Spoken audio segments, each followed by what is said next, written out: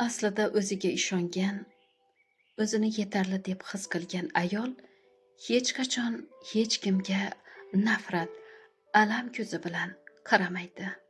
Chunki u biladi, nafrat, alam o'ziga zarariga ishlashini. Ko'pchilik ayollar baxtni tashqaridan izlaydi. Kimdir munosabatdan yoki bir kun keladigan baxtli hayotdan kutadi. Lekin haqiqat boshqacha.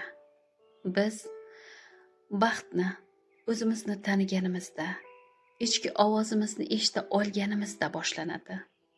Aytingchi, siz ham o'zingizni yo'qotib qo'ymadingizmi? Ko'pchilik bir narsani kutadi. Kimdir kelib, uning hayotini o'zgartirib beradigandek. Rostini aytsam, sizga hech kim yordam bera olmaydi. Siz faqat o'zingizga o'zingiz yordam bera olasiz. O'z xohishlaringizni, tanlovlaringizni, hatto nafsingizni tanib, qabul qilganingizda o'zingizni tanish osonlashadi. Shunda yengillik boshlanadi.